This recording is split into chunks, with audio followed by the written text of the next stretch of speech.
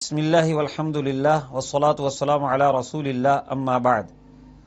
سورہ فاتحہ کی آیت نمبر 1 میں اللہ تبارک و تعالی نے اپنی حمد کرنے کا سلیقہ سکھایا کہ یوں کہو کہ تمام خوبیاں اللہ کے لیے جو تمام جہانوں کا پالنے والا ہے۔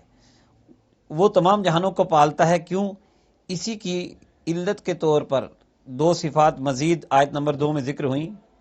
وہ سارے جہانوں کو پالتا ہے، کیوں؟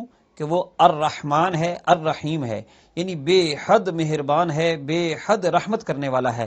رحمان وہ ہوتا ہے جس کی رحمت کی کوئی انتہا نہ ہو، وہ اپنوں پر بھی رحمت کرتا ہے، وہ غیروں پر بھی رحمت کرتا ہے، وہ ماننے والوں پر بھی رحمت کرتا ہے، وہ نہ ماننے والوں پر بھی رحمت کرتا ہے، وہ دنیا میں بھی رحمت فرمانے والا ہے اور آخرت میں بھی رحمت فرمانے والا ہے۔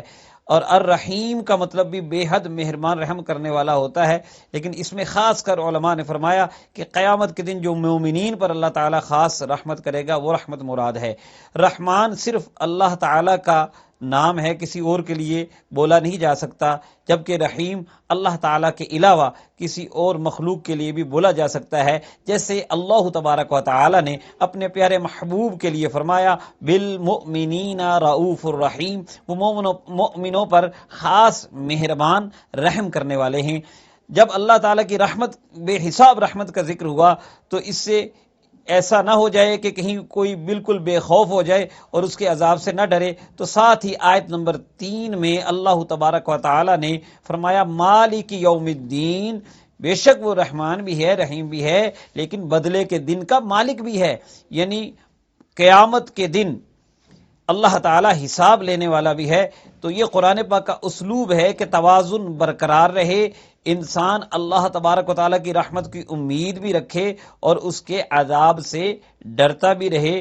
قرآن پاک میں جگہ جگہ آپ دیکھیں گے اس طرح کا اسلوب ملتا ہے تاکہ بندے کے اندر امید اور خوف دونوں حالتیں رہیں، اور اسی طرح بندہ اس دنیا میں اللہ تعالیٰ کی رحمت پر امید لگاتے ہوئے نیک کام بھی کرتا ہے، اپنے گناہوں کی بخشش بھی مانگتا رہتا ہے، اور اسی طرح اس کے عذاب سے ڈرتے ہوئے گناہوں سے بچتا بھی رہتا ہے۔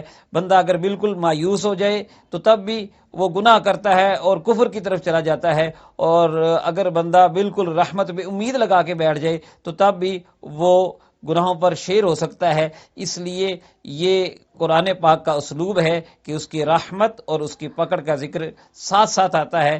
اللہ تعالی ہمیں ان دونوں کیفیات کو اپنانے کی توفیق عطا فرمائے۔